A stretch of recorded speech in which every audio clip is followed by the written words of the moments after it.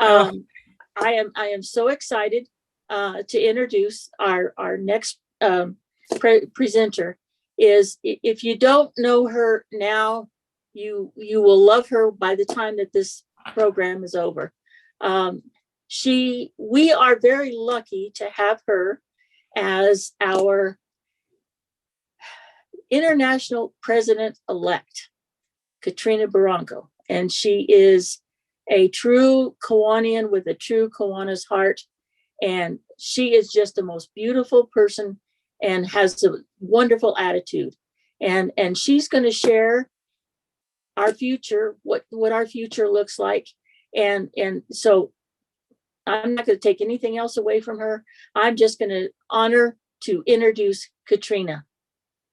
Thank you, Alma. I appreciate that so much. And good evening to everyone. It's so nice to see so many Kiwanis friends. And I have to do a little bit special shout out to my friend Barbara Mizell.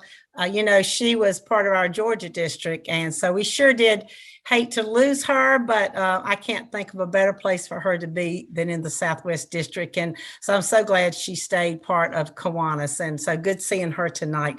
And Governor Alma, I want to thank you so much for the invitation so that I could be with you guys tonight. In September, I had the opportunity to attend and Ken, I'm probably going to say this wrong. They spent the whole weekend trying to teach me to say Zozobra. But anyway. You got it right. Yes. But that event was so amazing. And the Santa Fe Club is just even more amazing. I was just in awe at all they do to make that happen every year. It is such a huge event for the community, and so many people come in from out of the community, and the opportunity that it gives that club to brand Kiwanis is amazing. So thank you for all of that. And I had the pleasure of spending the weekend with Governor Alma and her husband, past Governor Bob.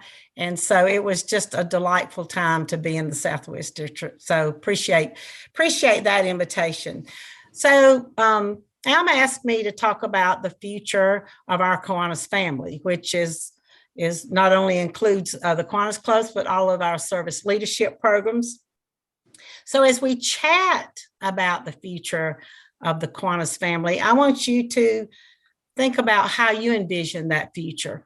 How do you think that future will look? But more importantly, what part will you play in making that future happen? So my vision, kind of as I see it, is Kiwanis clubs and Kiwanis members are the mothership. We launch our service leadership programs, and then we're there to provide support and resources so that they can be successful. Because, to me, our service leader programs are who we are, and it's what we do. So I hope you're thinking about what role you can play in making sure that we have Kiwanis there for them for a very, very long time. So back to the question about your role and what will that involve. So I'm going to mention a few things that I think is important for us to make sure that we have a strong future for them. The first one is, and Karen kind of alluded to that, is membership. Without members in our clubs, we either have a club closing or we have a club that does not have enough hands-on to do the service that we need to do. So your part under membership is to share the Kiwanis opportunity. I sometimes don't understand why we don't share it more. I mean, I feel like sometimes we're kind of selfish. To me, Kiwanis is a gift. We can either share it or we can keep it to ourselves. So I can imagine why we don't want to share it with other people, to give them that opportunity to feel what we feel when we see that child smile when that Kiwanis club or Kiwanian has made a difference in their life, or the tears in that parent's eyes when they realize what a difference that Kiwanis club has made in the future of their children. So what can you do to help with membership? Well, I'm hoping that you are all involved in membership in your club. How many of you know who your membership chair is in your club? Yay, that looks good on the screen I can see. If by chance you don't know who your membership chair is, ask someone and then ask that person if you can be part of that committee or part of that team. But also, if you find out your club does not have a membership chair, what should you do? Volunteer to be that person.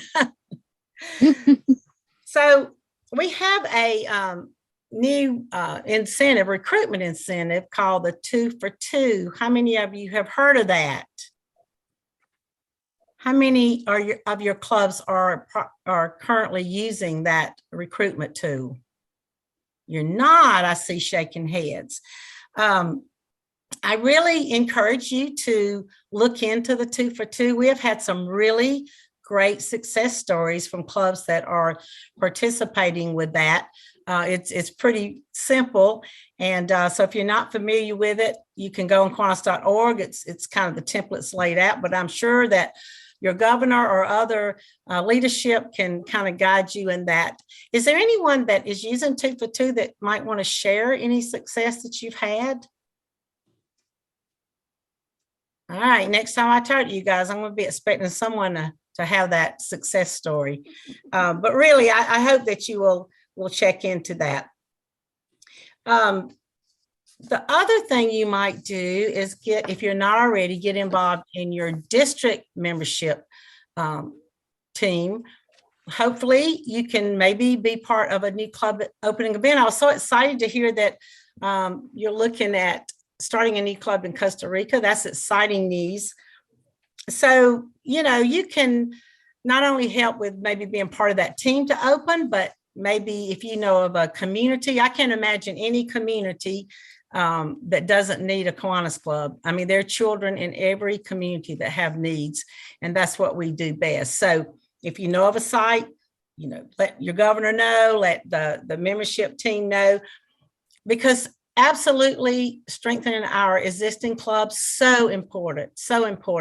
But if we don't have new clubs, to me, the existing clubs are our foundation and new clubs are our future. The average age of new club members right now is 48 years old, which is young to me. I know we always thinking about 25, but 48 is pretty young in our Kiwanis world. And the average age of the regular old, not necessarily an old, but members who have been around, that average age is 60. So our new clubs are bringing in younger members who will absolutely prepare the road for our future.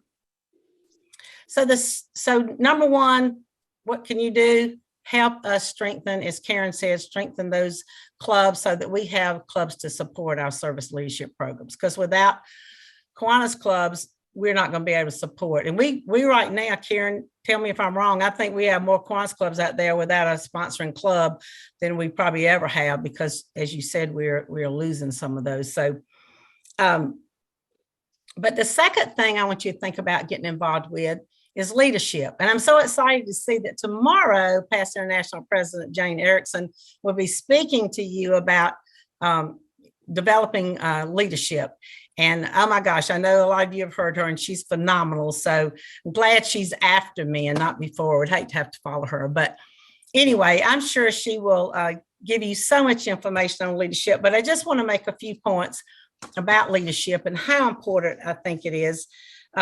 If you haven't served in a leadership position, I want to encourage you to step up and tell someone that you're interested in being a committee chair or president or a district leader or wherever you might fall in that arena. Step up to that role. We really need some people in leadership. We're losing clubs, 20-member clubs sometimes, not because they don't have enough members, but because they can't find anybody to step up. Part of that is because we're not replenishing that leadership pool with new members. So that goes back to your membership.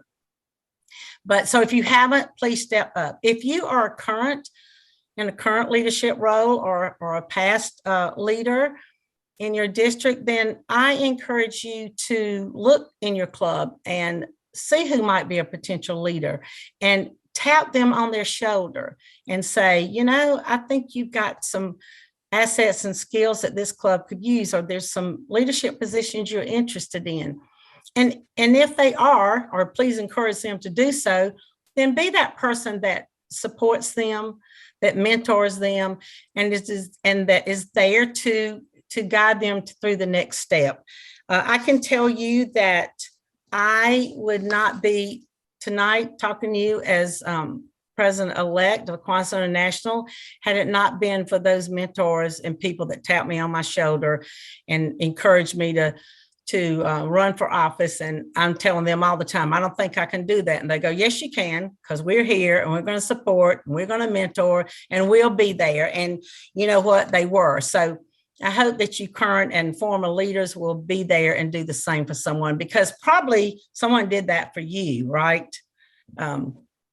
So membership's important to ensure our future. Leadership's important to ensure our future. And I think the third piece for me is education. We get members in, we get a new pool of leaders, potential leaders, but we must educate them. How many of you know if you're doing a new member orientation in your club? I'm telling you, Alma, you got some sharp people going on here. But if you don't know, or if you are not sure, I hope you'll go back to your club and check and see if you are doing a new member orientation and if that program's set up.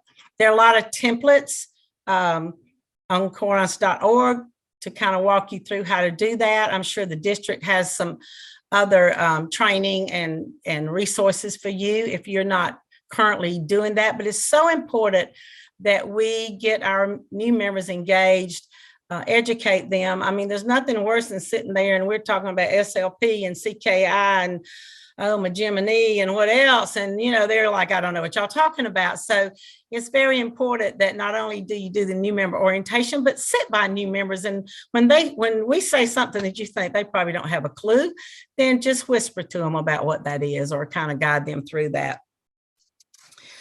So we need to do all of that so that we can support our service leadership programs.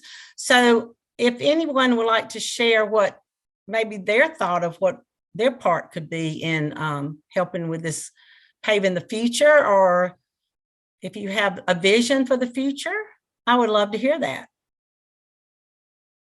Do you see any hands, Alma? I'm just telling you, you've got a great opportunity here to pick the brain of someone who is going to be presiding as international president. And this opportunity doesn't come along very often. So you've got the opportunity. Let's see some people taking advantage of it. Okay. There is something that I had mentioned over the years, and a lot of people in the Southwest District have heard this, where I said, when you bring in members, sometimes you bring in a single person and they don't know anybody. They feel lost. And then in a few months, they're gone. So my suggestion was to make it a buddy membership. Have that person bring a friend of theirs or someone they know, and have the two of them join together. Two separate memberships. Now you have someone who knows someone else. They come to the club. Then you have two more people that will get involved, and hopefully they'll stay a little bit longer. That's a great suggestion, Harry. And, we always encourage clubs to have not only the sponsor that's looking after that new member, but also assign another person that maybe will be there. So, because there is nothing quite as, maybe not scary is not the right word, but to walk into a meeting that you've only been a couple of times and your sponsor's not there. And as Harry said, no one. I remember about the third time I went to my club meeting, I walk in, she wasn't able to be there. I sat down at this chair. They came over there and told me, get out of that chair. That was so-and-so's chair. Nobody else could sit there. And I'm telling you, I almost didn't go back. I'm going to be honest with you. So, just make sure that your club is ready to make sure those new members are filling in. But I think that's a great idea to have them bring someone else, or even offer to go chat with a friend of theirs to see if they want to join, or invite them to a service project, or any way that you can kind of get that person involved. But good suggestion, Harry. Anything else? Anybody else? The dog doesn't count. Sorry. All right. I'm I'm curious, Katrina, what do you think about like corporate memberships? I think corporate memberships are a great option. This is my personal, I do a lot of recruiting, as most of you know, out in the field for new clubs. So this is my personal opinion. And so everybody kind of has a different view. But for me, I always offer the individual membership first. If I go to a business, they're like, I'm too busy, you know, great opportunity, but I'm too busy. Then that's when I offer them that corporate membership to assign someone else in their business to be that person. Now, I will tell you where we find that a lot of corporate members work is in banks, because they change so much, their branch managers. So I find that a lot of banks will do the corporate membership, or your bigger companies where the top person's probably not going to do it, but they want a staff member to be part of, or they want to be part of the community. So I think it's a great opportunity. I think it's an alternative to business people when they feel like they can't do it themselves, but they want their company to be part of it. Great. Thank you so much. Welcome. Anyone else? Well, we're going to talk about the future of our student leadership programs. And so please, if you raise your hand, and Alma, I hope that you'll kind of watch and let me know if somebody's wanting to ask a question. So if you want to add something, please feel free to do that. Because Alma tells me I've got to fill up 45 minutes. You guys need to help me here. But anyway, so let's talk about K-Kids, one of my loves, and what the future of that looks like. As some of you may know, I know your governor does, International President Burt West, his focus is K-Kids this year. So I believe, Alma, he's to be distinguished, you're to open 3 K-Kids in your district. Yes. So, and here's my thoughts on K-Kids. I taught high school, so I know if we don't get to them young, sometimes by the time they get to high school, we can't get through that fence they put up. So in K-Kids, they are like little sponges. They are so interested in learning and so open to new ideas. And so we opened a club about 8 years ago in our town, and I was the liaison from my club to the advisors. So I went that day to talk to they had about 25 K-Kids there that had signed up to be a member. And so they wanted me to come and explain what K-Kids was to the group and that kind of thing. So we talked about what it was and what servant leadership involved. And then I said, so we need some officers. So as I said, President, I had about 6 kids raise their hand wanting to be president. And I'm thinking, wow, if we could have that in the adult club, that'd be awesome. But anyway, so they were kind of trying to negotiate and decide who of them would be it, and the other one would be the vice president. And I even told them, I said, you know, you might could have like the sheriff or a tail twister or whatever you want to call it. And that would be the person that if you're having a program and they are whispering, you might charge them a quarter. And that might be a way that you could raise some funds. And so at the end of the meeting, one of the little boys came up and tugged me on my jacket and said, ma'am, what was that position where I get money? I said, no, you don't get to keep the money. But he heard that, boy, he thought that was the opportunity of a lifetime. But then the next meeting, they were talking about what kind of service they could do. And they came up with this by themselves. The advisors didn't mention this, but about a month before we opened that club, we had a major storm in our town that really kind of closed down the town for a couple of days. And there were so many misplaced animals. And so the animal shelter was just run over with animals. They didn't have enough food for them. And so this group of K-Kids decided their project was going to be to ask all the kids in their school to bring in pet food.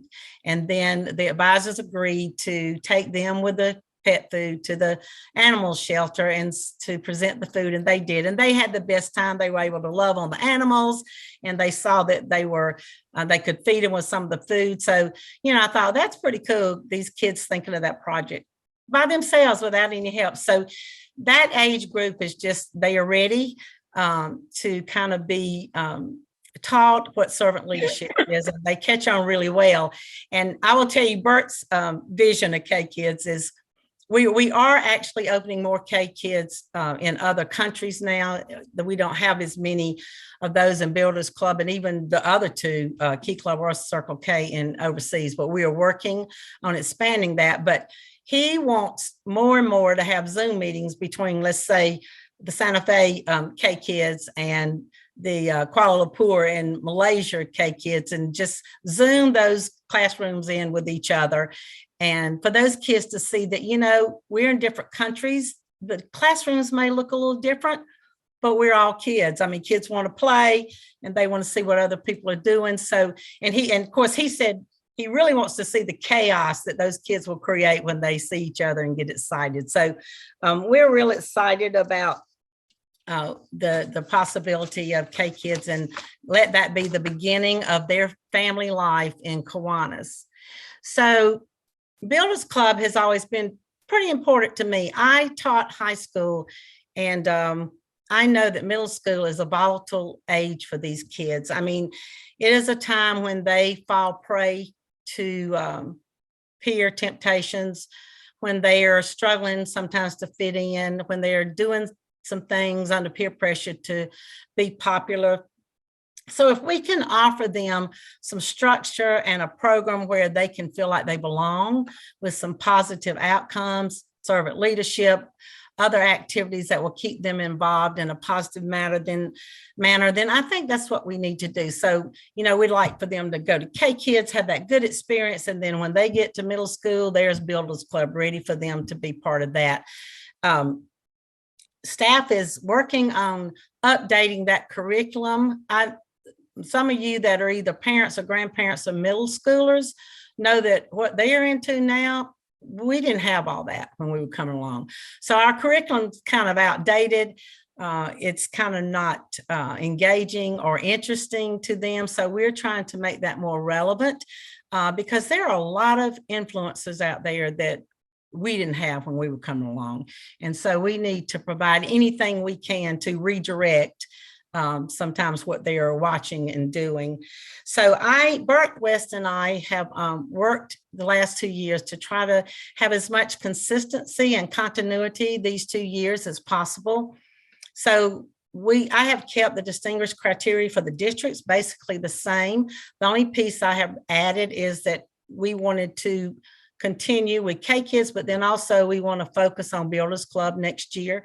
And so I am challenging my districts to continue with K Kids. I'm still going to ask them to open 2 more K Kids, but then ask them to add 3 Builders Clubs to that. So we are really looking to try to strengthen those 2 programs and get them ready for that wonderful Key Club that Karen told y'all all about. So that was a great presentation, Karen. Thank you so much. And I had the pleasure of being able to be on the Kiwanis Youth Programs Board with Karen last year, and so excited about her being vice chair. So great job. And I know you guys are really proud of her and all she does in that arena. So she pretty much told you the success of Key Club. And as all of you well know, it is the largest student-led sponsored organization in the world. And I'm so happy to hear that y'all have hit that 200,000 again.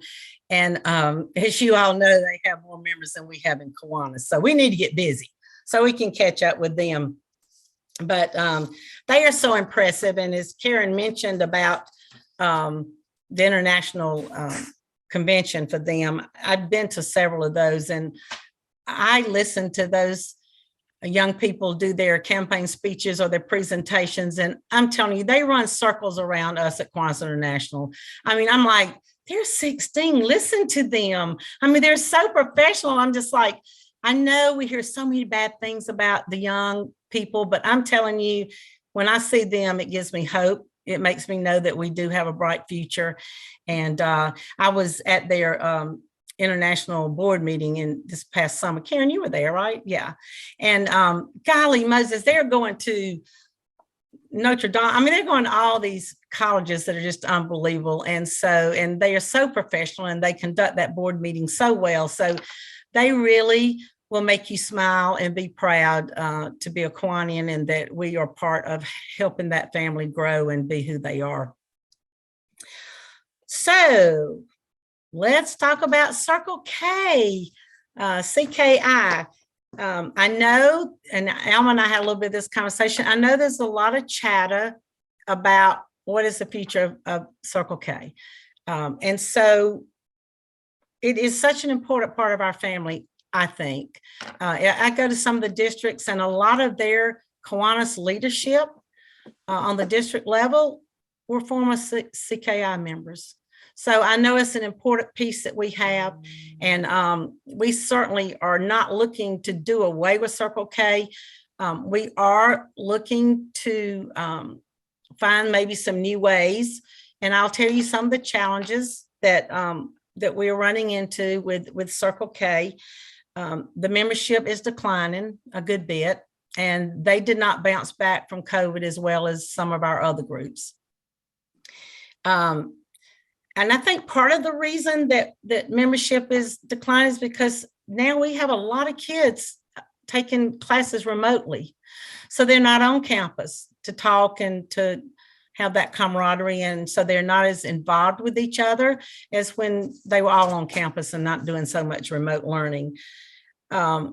We do have a lot of financial concerns because of the decline in membership. And so we're struggling trying to help that work. I know this past year they have a new due structure, hoping, and they were so involved and active in the Circle K International Board in creating that. They worked really hard with Kiwanis International Finance Department trying to create that so that it was workable for both sides, so that it did kind of help pay for itself, but also that it was doable for them because they are college kids. So we keep telling them if they'll just give up some of those lattes, they could pay their dues. But I certainly understand. I don't want to give up my coffee, but so because of those financial concerns, we and the conventions were not really even feasible for them to do or for us to even supplement. So this year in Minneapolis and next year, 2024 in Denver, the Circle K members will be joining or be in conjunction with our convention. They will have some separate pieces for them, but then they will also be part of some of our activities. And so we're hoping that we'll get more of them there and that we can do it at a more cost effective for them. You know, one of the other challenges is that, I don't know if any of you have run into this, but we've run into this in some districts. In my district is that colleges are not as receptive to allow us on campus as they used to be. We've been to some campuses where they said, we have our own service leadership program as part of our college. So, you know, we really don't have room, or we are not allowing any more organizations in. So that's been a challenge. And, you know, we also, as Karen indicated, we're losing clubs that were supporting Circle K, and so we don't have the clubs to support and sponsor them like we did in the past. Some of them are not close to a existing club, so that has been a little bit of a challenge. As you well know, our clubs are also financially struggling, and so a lot of times they're not able to help as much with the CKI group as they would like to, just because they're also struggling with their own finances. So all of those are challenges that Circle K is probably having a little bit more than the other three groups. So I would love to hear if any of you are hearing some challenges, because we really need to hear this so that we can better decide what direction do we need to take CKI, because we absolutely want to keep it in place. We just may have to restructure because of the current trend of colleges and the way things are changing. So would love to hear if some of you have had some challenges as you have been working with Circle K, or you've been trying to open a Circle K club. I was just wondering, since we're having such a hard time getting Kiwanis members, why not encourage them to join Kiwanis? I mean, we need younger members in our club. Some clubs are aging out, and that's why they disappear.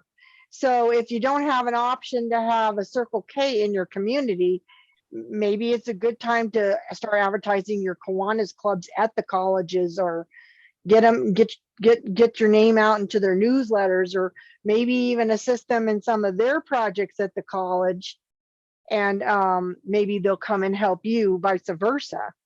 So I don't know. It's just a thought. And it's a great thought, and it's one. And so I do have some others that, what can we do to with these challenges, and what can we do to make it better? And that is one suggestion that has come about more than once, is they are 18. They can be Kiwanians. So, and there's no reason they can't. If there's not a CKI, they certainly can be a Kiwani. As a matter of fact, I was visiting a club in Florida for their 100th anniversary, and they have a satellite group of young people that are former CKIers and key clubbers that, they can't, it's a big club and it's pretty hefty dues. So they're doing the satellite so that these young people can pay dues, but not the full load with meals and all that they're having to do. But one of their members is actually a college student that could not get a Circle K on her campus. She tried to get it started, just couldn't get the school to work. And so she is part of that group. So that's a great idea. And that is a thought that is being talked about, is there a way that that they could be a member, or could we have a whole group of satellite committee members that are on campus? Because they love to do service. All of you guys know they love to do service.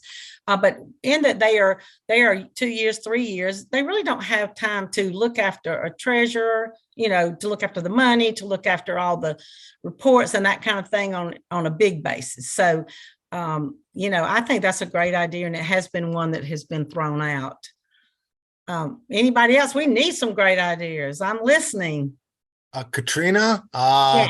this is Tony Gutowski, and I just wanted to say I'm with the Flagstaff Club, and we're an E-Club, and actually we work with the NAU Circle K because we do our meetings by Zoom, but we also have the KS, and I don't know if a lot of people know about them, but they were formed back in the 80s, and so because they were all females that wanted to be in Kiwanis, but at that time they couldn't be.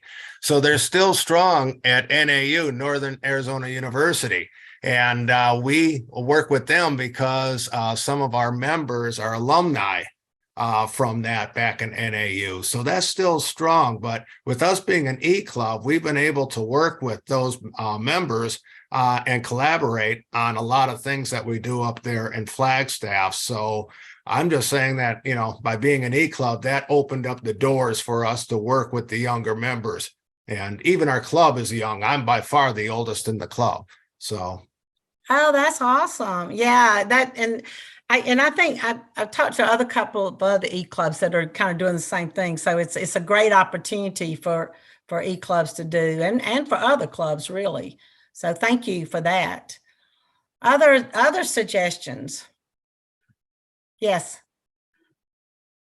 Katrina, will you talk about inflation, the cost of meals and attendance? Our club, we used to have $12 a lunch and meal costs, and then it went to $15 and then to $17. The past year it jumped $3 to $20. Now we're seeing some of our members will just come and sit to the program and not pay the meals, which is kind of a little bit of an insult to the host restaurant.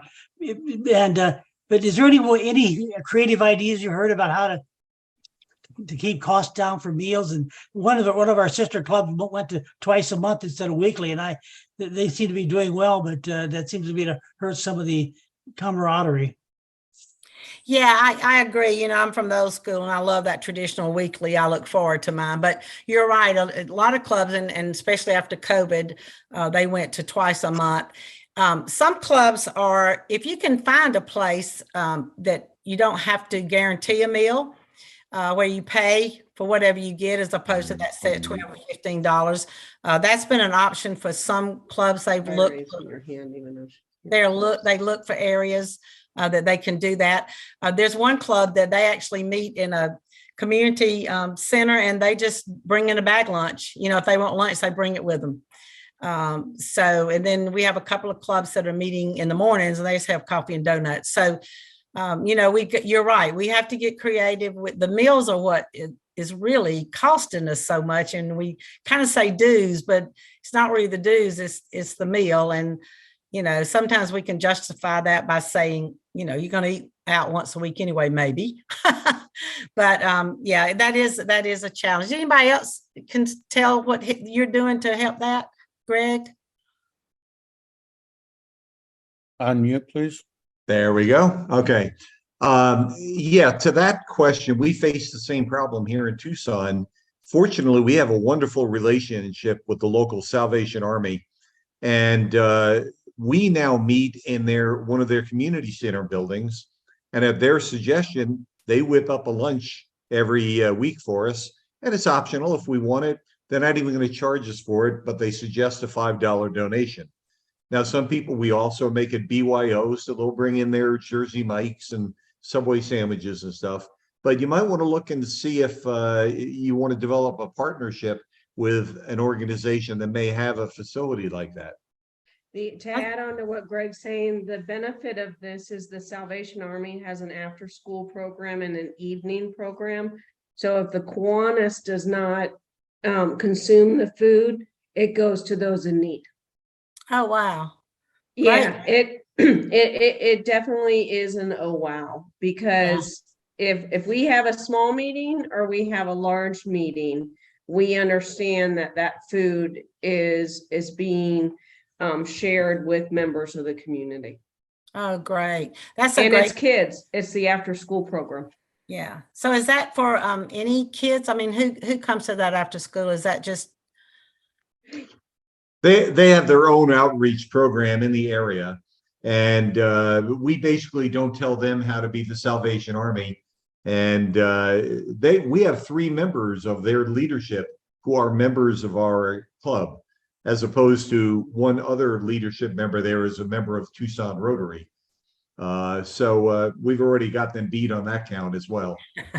So Katrina, to answer your question, we don't advertise this. It's a nice in-kind collaboration relationship building that we have between our club and their organization on a multi-level. And when we were in the pandemic and we chose to come out of the pandemic, it was an opportunity to be in a safer environment because we spread out more and it was cost effective. Yeah. So I was just wondering when you said they had the after school with the children, if that would be an opportunity for K-Kids for them. Unfortunately, who they serve have a lot of other needs. Gotcha. So well, maybe, we are maybe looking your club. for, yeah. Maybe a club could just provide some activities every once in a while for them, or you may already do that. Yeah. I'm going to take that as an idea. Thank you very much, Katrina. You're welcome. And if it doesn't work, we'll blame it on Rotary. That's right. Yeah, you didn't hear it from me. We recorded Alma. And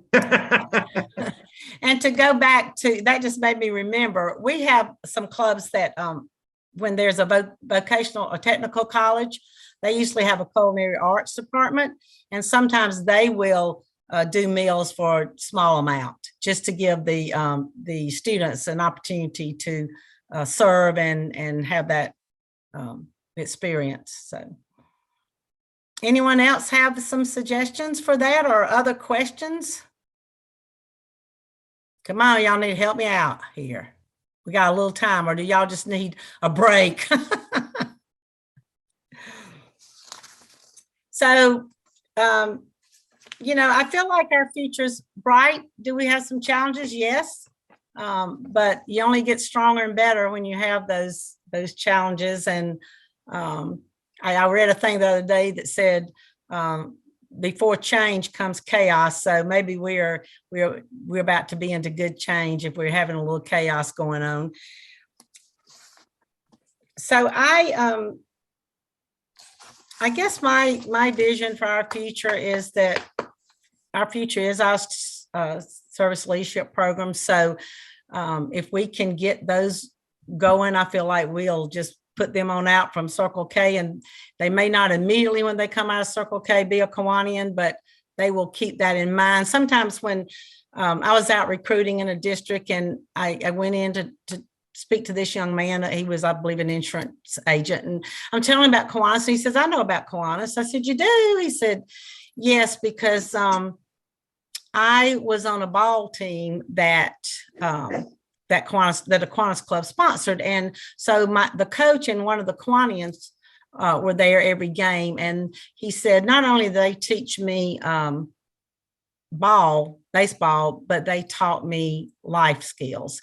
And he said, so because of them, if it had not been for them, but he said, because of them, I'm where I am today. So yes, I want to join because I want to make a difference in someone's life like they made in me. So there are a lot of those stories out there because and I was in Bradenton, Florida, and they were having their 100th anniversary. And when the city councilman got up to give them their proclamation, he was a member of the club actually, but he talked about how if he had not been in Builders Club, that was his beginning in our family, that he wouldn't be where he was.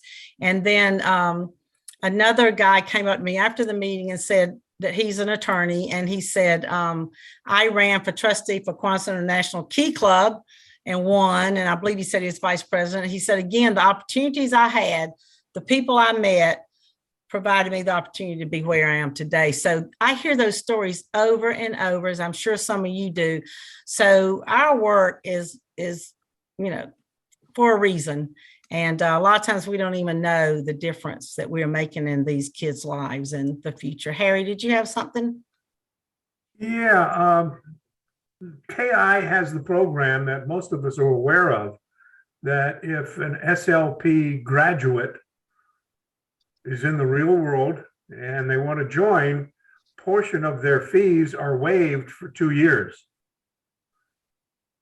But I have not noticed a concerted effort to get those graduates to join Kiwanis clubs in their areas. So I think maybe if we're able to get the names of the people or get them in contact with clubs in their areas and invite them, we might be able to pick up some of the younger people and get them involved immediately instead of waiting for them to cool off. Yeah, I agree, Harry. We are working with trying to get some kind of database. A lot of that is a privacy issue, especially with our key clubbers.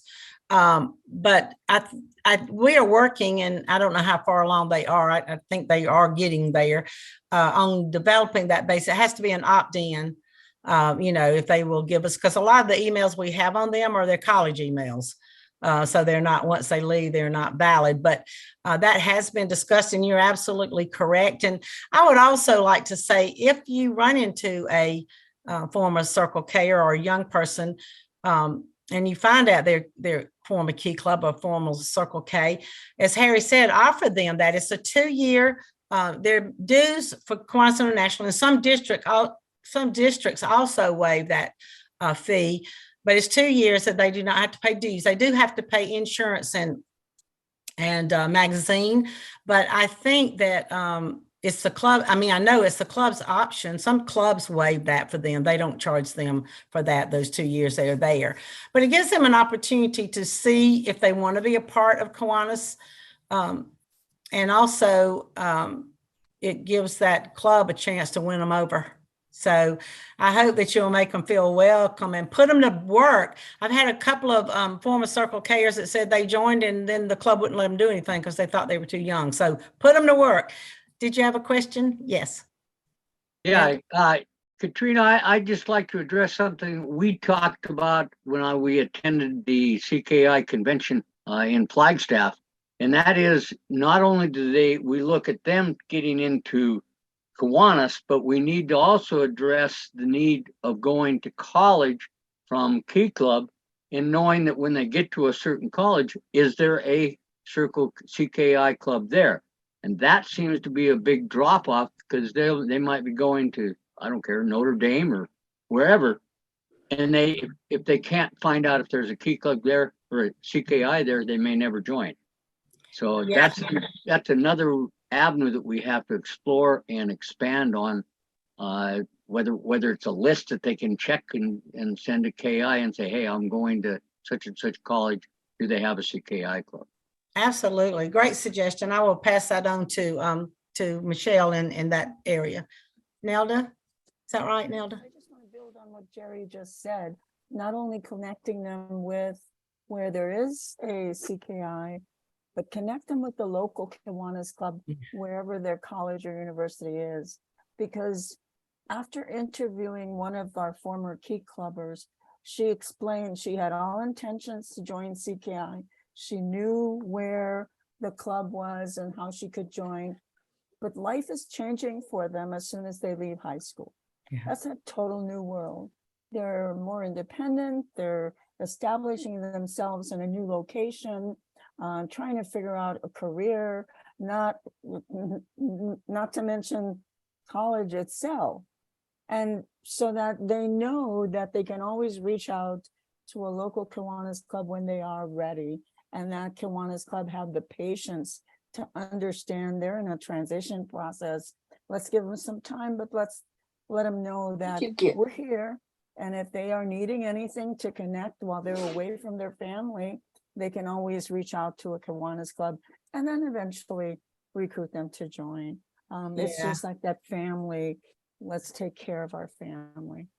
Yeah, that is a great suggestion. As a matter of fact, several years ago, probably 10 years ago, there's a guy from New Jersey, Joey G, that he's actually past governor a couple of years ago, but he was right pretty much out of college and was real active in CKI, I mean, in Kiwanis and supporting the CKI. And I said to him, I said, how can we get them to join Kiwanis when they leave college? He said, probably not a lot of them will, because they don't even know where they're going. You know, they don't know what they want to do career-wise. He said, but the key is kind of what you said, is we need to stay connected with them and we need to keep Kiwanis in their mind. And I think that's an awesome idea for a club to reach out and say, you know, we're here if you need something, you know, come to our club. If you need a meal, I know in TO, they would invite their Circle Kers to their meetings because they were all about a free meal.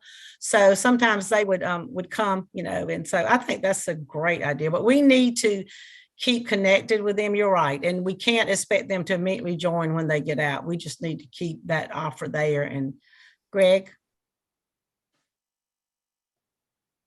Along the same lines as your comments and a couple of the previous questions, we like to encourage our SLP clubs to have vertical communication.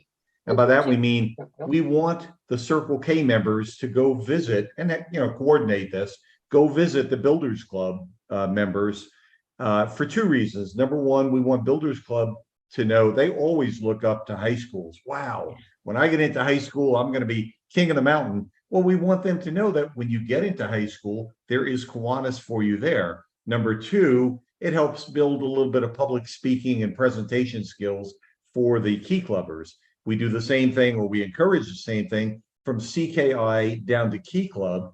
Now, even if high schoolers don't know where they're going to go to college, if they can have CKI members come visit them and say, this is our CKI. Now, a CKI in Notre Dame is probably not much different from CKI in NAU or U of A. But once again, it establishes the vertical communication and the responsibility we as old Kiwanians have in this equation is that we have to do the same thing.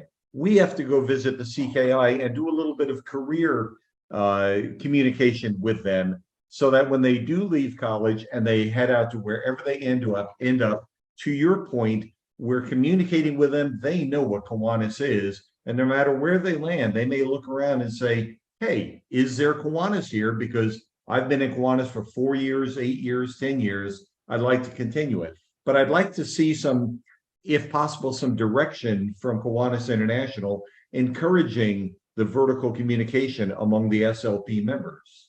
That's a great suggestion, and I will definitely pass that on. I just got back from Denver a day later than I planned on it with flight delays, but I was out there, and one of our past Georgia Circle K governors is actually now the president of the Kiwanis Club of Denver, and she's young, and so the gentleman who was visit Denver that was in her club, and he said she's brought in like 8 or 9 new younger members. And so, but I remember when she first left and we were doing a panel together in Georgia, and so I asked her, I said, have you joined Kiwanis? She goes, no, I just don't know what I'm, but she has now. So sometimes some of you have mentioned we need to give them a little bit of space, but keep that in their mind. So that's a great suggestion to keep that communication going. So Katrina, Yes. I don't know all of you on the call. Greg and I are husband and wife. We are past president, secretary, and treasurer of the Tucson Club. And obviously there's a slight age difference. She's the boss. And we understand different perspectives, and we have a daughter at the University of Arizona. In addition to the free meal, one of the things that we do here in the Tucson Club is provide transportation. So if it comes to the university students and it is a female, I provide the transportation. If it's a male, one of the other male members provide transportation. So just some advice to other colleagues is make sure they're comfortable and how they get to the environment they're in. We all take care of them in the atmosphere and volunteering, and we all know what's right and wrong, but some of them don't know how to get from point A to point B. So I reach out to the college women and say, I will be your driver, and this is who I am, and this is who my daughter is on campus. Now, everybody doesn't have that, but in today's society, no disrespect to all you men on the call, but young women, and we're not Uber drivers, we need to provide them safety and comfort to get to a meeting and a volunteer service. And I'm not a longtime Kiwanian like the Landers family, but I'm living this. So that's my advice for some of these nuances that we're talking about. So thank you. Thank you. Thank you for those comments. Karen? If I can just jump in, Greg, your idea is so good that 2 years ago, the Southwest District created a Builders Club recruitment kit. And so we have resources put together that include instructions for a Key Club on how to market Key Club to their Kiwanis family, but specifically to their builders clubs. And it includes a PowerPoint presentation on what Key Club is and how to invite them to a Key Club meeting. And we are including that information in our member recruitment workshop at DCON this year. So excellent idea. Yeah, great minds think alike. We actually had a Key Club in our town that asked us if they could start a builders club in the middle school. So they actually went to the middle school and recruited. And as someone mentioned, those middle schoolers were so excited that the high schoolers were there and wanted them to be part of something they were. And so that their idea, and it was them that said, if we can, they can move on up. And when they get to high school, we can continue the future of our Key Club. So they were kind of thinking like we are as far as paving that road for the future of all Kiwanians and our family. So great thoughts. Alma, am I almost out of time? I don't know. Sorry, I was muted. You have 2 minutes. How many? Two. Well, thank you guys. I do want to leave you with something that I found a couple of years ago. I am not sure. I think I probably saw it on Facebook. I have no idea who wrote this. So if any of you did, let me know so I can give you credit, because I kind of stole it off wherever I was. But when I read it, I just thought, wow. So it's like, all it said was, why Kiwanis? So that's what caught my eye.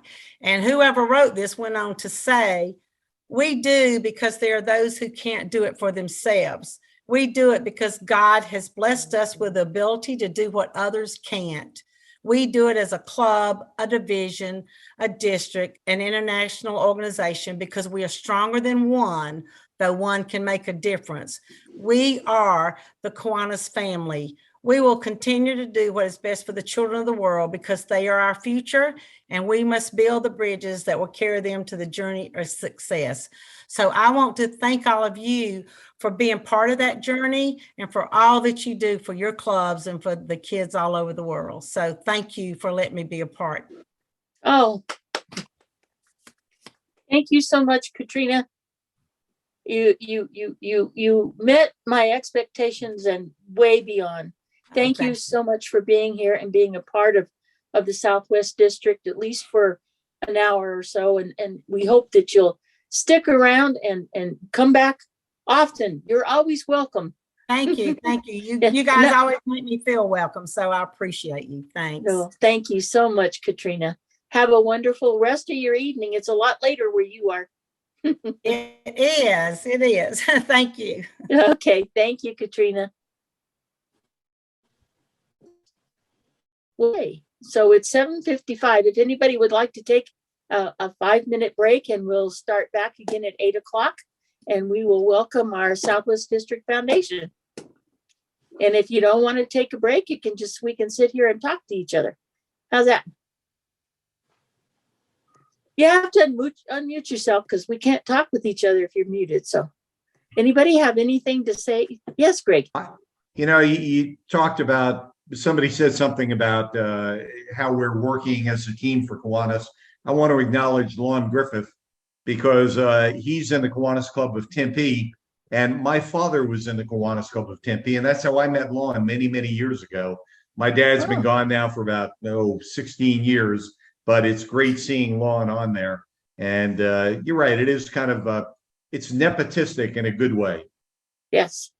Well, you know, that's what Kiwanis is all about, and it's family. And I think we have a lot to be proud of, that there's so many people on this Zoom call tonight that have given so much of their time in different areas, whether it be for the small children, or whether it be for CKI, or the older people who need the help and can't get around. I mean, it is so nice to know that we are a family and that we watch out for each other. And I thank my administrators that we have on the call. You know, Karen has done a fantastic job, and she is an educator of us all. And I think that's what we have to remember is the people that we talk to, the people that we reach out to, or just shopping, something to remember. Because I want to share a little story, because that's what we are. We're storytellers, right? But let me ask you this. You're making sure everybody else has a break, and you're the key moderator. Do you need a break?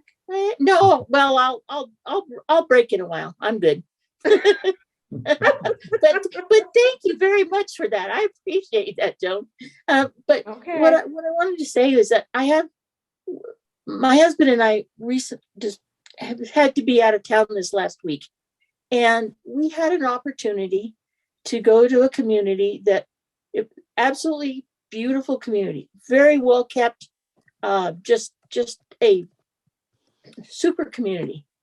And we were driving around and looking at sites and seeing things, and we happened to come upon Kiwanis Boulevard, or Kiwanis Avenue. Anyway, it had Kiwanis' name on it. And so, wow, look at that. Well, then they have a Kiwanis Park. Well, we happened to drive down the road that said the Kiwanis Boulevard, and we saw the Kiwanis building. And there were some people out working back behind it. And I thought, oh, that's a perfect opportunity. We get to go meet some other Kiwanians. And so because I'm in a wheelchair and I can't get in and out as often as I'd like, I asked Bob if he would go and introduce himself. And so he gets out and he goes and he approaches the people that were there. And we're talking, I think there were 6 people there. He was, I would say he was not welcomed. He was kind of discounted as like, who are you and why are you here? and he made mention that the Kiwanis governor was there, and he was gonna, if they wanted, I could come and talk to them or whatever, but they didn't make a motion at all. They particularly that I was there or that he was there, and I thought to myself, what an opportunity that was missed in making a friend. And what we have to remember sometimes is when we get so busy doing our work, we forget what our job is. And our job as Kiwanians is to be a family and to reach out and make our community a better place. And we could just have easily have been people just moving to town that could have said, we want to join Kiwanis or whatever. They never found out. And I don't mean to say anything disparaging about a club, because clubs are just different. They all act in a different way. They all have their own thing that they do to support what we do. And I understand that. But what my thought is that we really need to look inside our clubs and realize what we're portraying to our community. And I think that's going to make a large difference, especially if we're ones that are working with our young people. So I'd like to keep that in mind.